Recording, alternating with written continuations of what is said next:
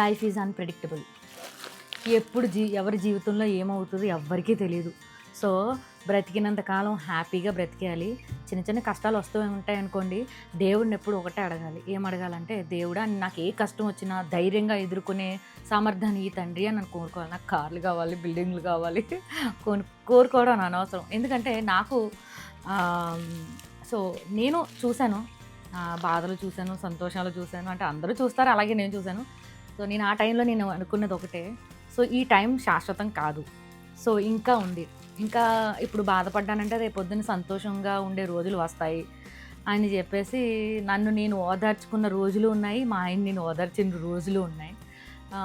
So, బ్రతికినంత కాలం హ్యాపీగా బ్రతికేయాలి కాబట్టి గెంటుకుపోవాలండి. ఎందుకంటే ఈరోజు బయటికెళ్ళిన వాళ్ళు రావడం లేదు.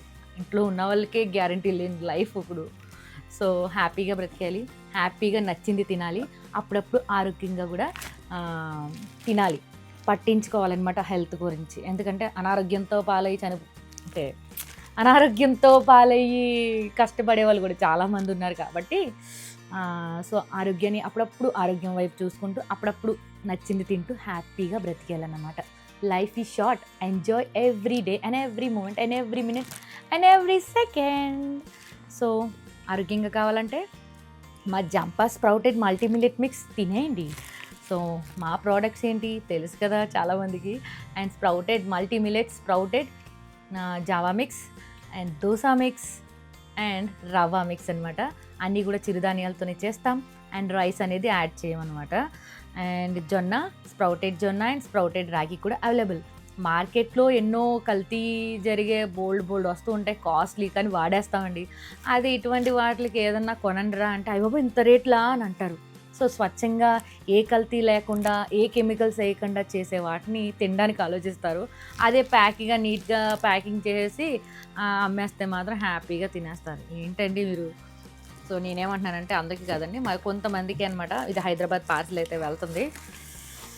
సో, చూసేవన్నీ కరెక్ట్ కూడా కాదండి. అంటే అందరూ హ్యాపీగా ఉంటున్నారండి. చాలామంది అనుకుంటారు మేము వీడియోస్ చేస్తుంటే వీళ్ళకేంట్రా బాబు హ్యాపీగా వీడియోస్ చేస్తున్నారు, ఏ బాధలు లేవు, భలే జాలీగా వీడియోస్ చేస్తున్నారు అని అనుకుంటారు. మాకు అన్ని బాధలు ఉన్నాయండి. మేము చాలా స్ట్రగుల్స్ పడుతూ ఉంటాం. కొన్ని ధైర్యం వస్తుందండి. సో, అంటారు కదా, సో ఏజ్ని బట్టి పడిన పరిస్థితులను బట్టి వాళ్ళకి మెచ్యూరిటీ అని వస్తుందని. అది నేను చూశాను.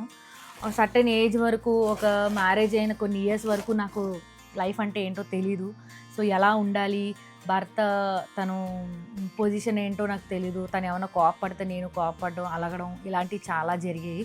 తర్వాత కొన్ని సందర్భాలు నాకు ఎదురవుతేనే కానీ, ఫేస్ చేస్తేనే కానీ నాకు తెలియలేదనమాట. సో, ఎలా ఉండాలి, ఇది లైఫ్, తనని ఎలా మెప్పించాలి. ఫోన్ చేస్తున్నానో లేదో ఆర్డర్లు అయితే మామూలుగా రావట్లేదు. ఇప్పటికిప్పుడే నేను ఒక 5 ఆర్డర్స్ దాకా వచ్చాయి. ఆ 5 ఆర్డర్స్ నేను ప్యాకింగ్ చేస్తున్నాను. మళ్ళీ స్టిల్ ఫోన్ కాల్స్ అయితే వస్తున్నాయి. కొన్ని లేట్ అవుతాయి. So, sorry ఏమనుకోవద్దండి.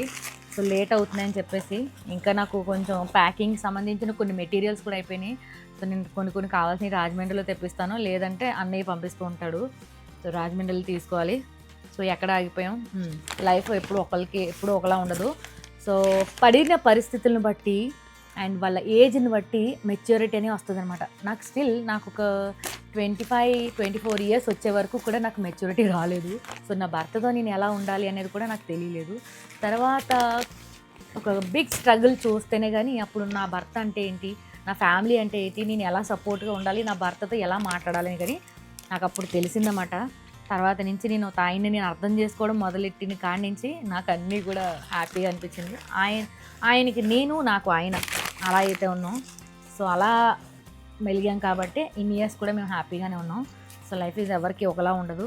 అన్నీ నేర్పిస్తుంది, అన్నీ నేర్చుకోవాలి. సో, హ్యాపీగా బ్రతికేయాలి. సో, అప్పుడప్పుడు ఆరోగ్యంగా ఉండాలి, అప్పుడప్పుడు హెల్తీగా తినాలి, అన్నీ నేర్చుకోవాలి. గుణపాఠాలు, ముఖ్యంగా అన్ని గుణపాఠాలు నేర్చుకోవాలన్నమాట.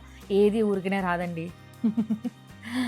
ఏది ఊరికనే రాదు. ఈరోజు మీరు నవ్వుతూ ఉన్నవాళ్ళు రేపు ఏడవచ్చేమో, రేపు ఏడుస్తూ ఉన్నవాళ్ళు ఈరోజు నవ్వచ్చేమో. సో, నేను లైఫ్ని ఎప్పుడు ఒకటే కోరుకుంటాను, ఏమైనా బాధ ఏమన్నా వస్తే త్వరగా వచ్చేయాలని కోరుకుంటాను. ఎందుకంటే తర్వాత హ్యాపీగా ఉండొచ్చు కదా. ఇంకొకటి ఏమనుకుంటానంటే త్వరగా ఈ సాడ్ మూమెంట్ వెళ్ళిపోవాలి, అంటే ఈ కష్టకాలంగా ఉన్న ఈ కష్టంగా అనిపించిన టైం త్వరగా గడిచిపోవాలని చెప్పేసి కోరుకుంటూ ఉంటానన్నమాట.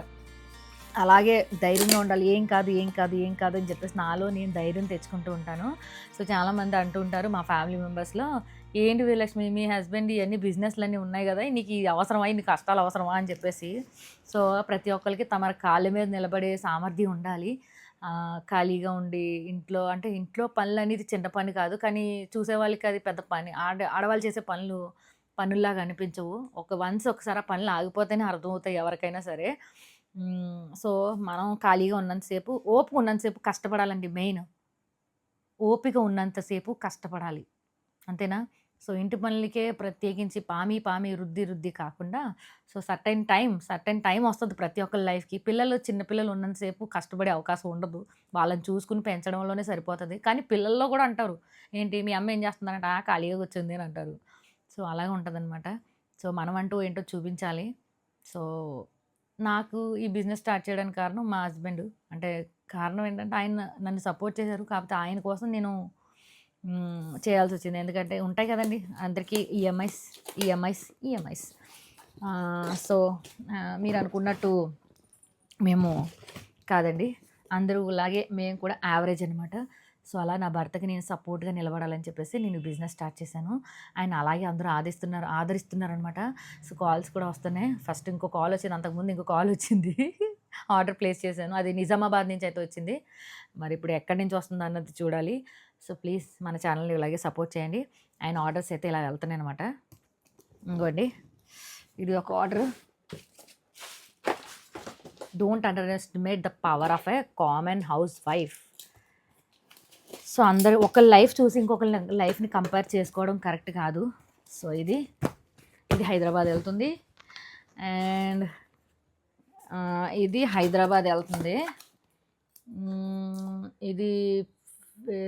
ఇది కూడా హైదరాబాదే వెళ్తుంది, అండ్ ఇది కూడా హైదరాబాదే వెళ్తుంది, అండ్ ఇది కూడా అన్నమాట అలాగా. సో ఇన్ని ప్యాకింగ్ అయితే అవని. ఇంకొక ఆర్డర్ వచ్చింది, ఆ ఆర్డర్ కూడా చేస్తాను. అది కూడా నెల్లూరు నుంచి వచ్చింది. సో ఇవన్నీ ప్యాకింగ్ చేసేసి కొరియర్ ఆఫీస్కి అయితే ఇచ్చేయాలి. కష్టపడితేనే ఫలితం ఏదైనా. ఇలా అయితే ఓవర్ నైట్లో మనం స్టార్ అయితే అయిపోము, ఇలా అయితే ఓవర్ నైట్లో కోటీశ్వరులం అయిపోము, ఇలా అయితే రాము. ఇలా వచ్చిన ఏ అయినా సరే అలా వెళ్తాయి అన్నమాట. సో కష్టపడితేనే వస్తుంది. ఇలా వచ్చిన ఏవి కూడా శాశ్వతం కాదు, ఇలా వచ్చిన ఎప్పుడు కూడా నిలబడవు. సో కష్టపడిని మాత్రమే నిలబడతాయి, అండ్ ఒక డిగ్నిటీ ఉంటుందన్నమాట. So that is, don't under estimate the power of a common women.